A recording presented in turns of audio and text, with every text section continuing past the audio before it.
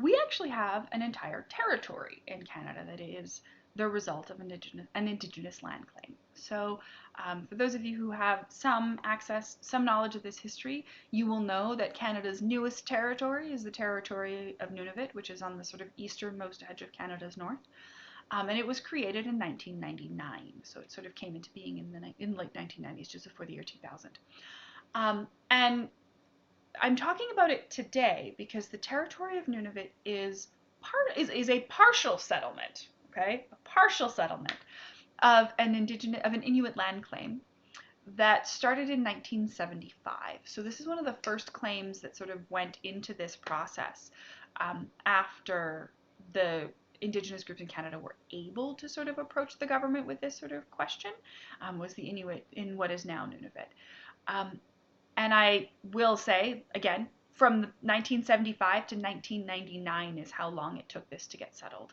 So when I talk about in the discussion of comprehensive claims that this actually really is quite complicated with a lot of sort of very specialized knowledge in it, that's sort of what that looks like, is that these claims can quite easily take 20 years to get everything sort of sorted out and hammered down, because you have to decide all kinds of like really specific things around a lot of different things. Okay.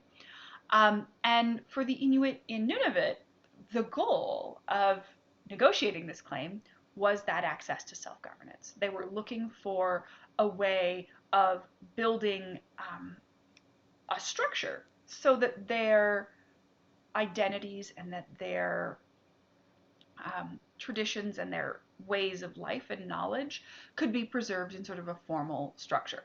Um, I will say that in some ways there have been many arguments made that Nunavut is an exception, that this is not something that would be possible in most other of the sort of current open land claim discussions across the country.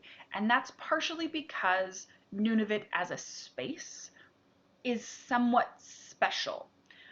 So in 1975, for example, the majority of the population of people who live permanently in Nunavut was still Inuit. And that makes the idea of creating, for example, a political body that essentially represents Indigenous interests relatively simple, because all you need to do is create a democratic political body, and it sort of becomes Indigenous by virtue of the fact that the majority of the population is Indigenous. That sort of majority Indigenous population isn't quite the case across the country, so that is not nearly as easy in that sort of space.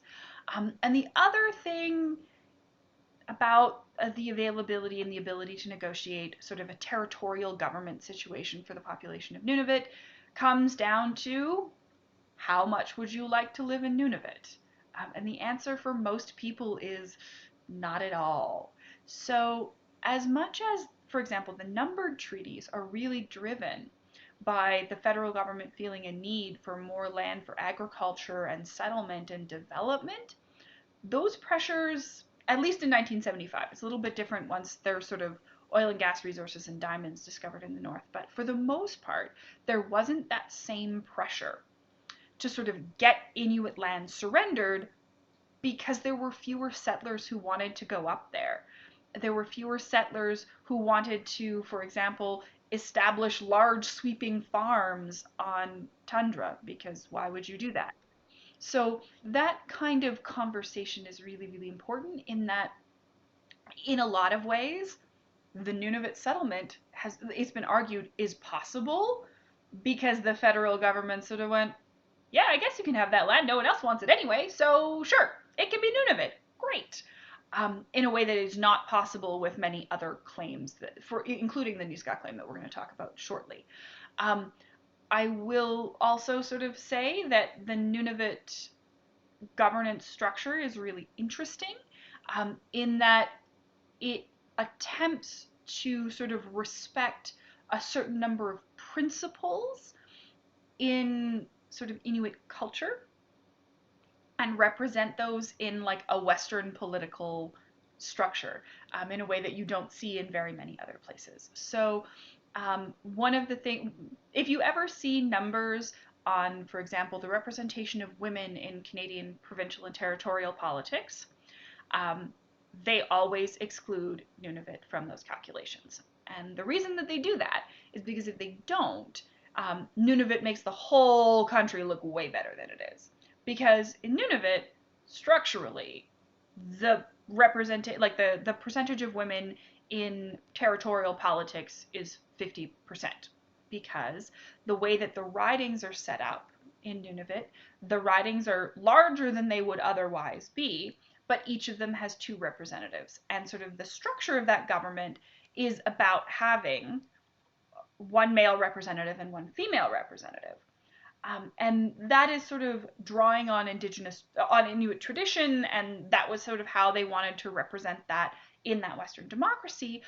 But it means like that's the kind of conversation around negotiation and around autonomy and self-governance that becomes sort of a really interesting sort of process.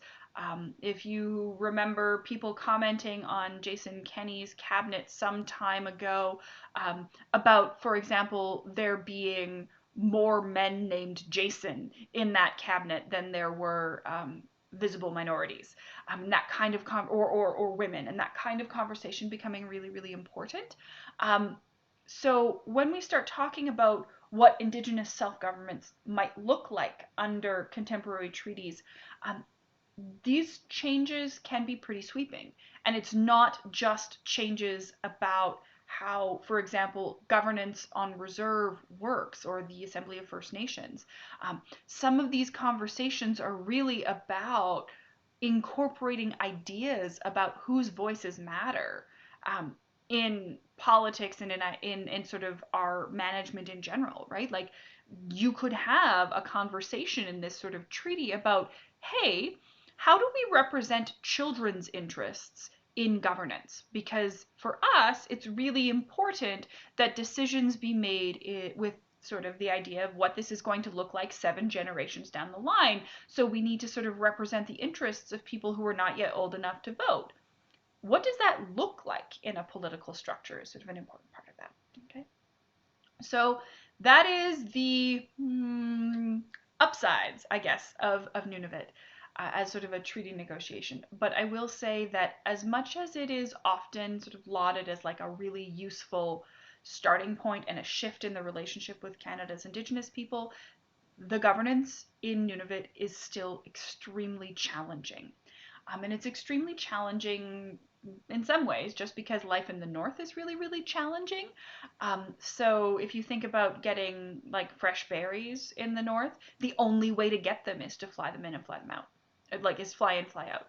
That's really, really expensive. So there's really high costs of many goods in Nunavut, which sort of causes a lot of trouble for everyone because, 4 liters of milk can be $13. You can pay $85 for a flat of bottled water, like really, really expensive. And the federal government does offer some subsidies, but there's a lot of conversation about whether that's enough and how that is distributed and whether that money really helps to support people living in Nunavut or companies running grocery stores in Nunavut. So there's a lot of conversation around those pieces. So there's some challenges in terms of simply managing what's going on in Nunavut, especially because there was the collapse of the seal fur trade in Nunavut, even sort of around about the 1980s. Even though the formal treaties for that internationally actually negotiated exceptions for indigenous caught seal, the fashion is still a challenge, the importation is still a challenge, and so there's a loss of economic opportunity and sort of a loss of work. And especially, it is important for you guys to understand that this loss of work is not, and many of you have probably actually had some experience with this in the last 7 months in sort of your social circles, that loss of work is not solely economic. You can't fix the problems that come from a really high unemployment rate in a community just by giving out money. And you can't do that because work actually does other things for people. It provides a sense of who you are. It provides a sense of where your place in a community is. It provides all kinds of sort of psychological and mental health benefits.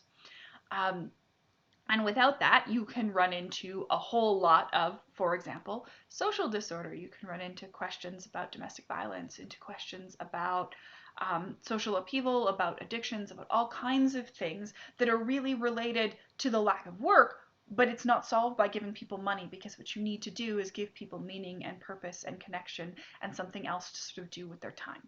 Um, that leads into sort of some other challenges that we sort of could talk about in the relationship to the governance of Nunavut as it stands. There are a lot of health challenges for the government of Nunavut to sort of start resolving, including, for example, mental health challenges, suicide, that sort of thing. But there's also sort of some more biochemical um, ideas about illness that are a problem there. So, for example, one of the things that happens when the cost of fresh produce is really, really high is that people tend to eat more processed food. And that tends to be higher sugar. And that means that you have really high rates of diabetes in Nunavut. And that's a really challenging issue to fix in Nunavut, because it's also really difficult to get um, professionals, nurses, doctors, endocrinologists, that kind of thing, in place to treat people, because it's expensive to get them there, and there isn't a whole ton of them who really want to live in Nunavut. So there's those sorts of challenges as well. So as much as we can talk about Nunavut being a positive example of what happens when we do negotiate land claims, it's more complicated than that, and it is an example that points out, among other things, that the land claim is not the be all end all. It is a piece of this, not the whole thing.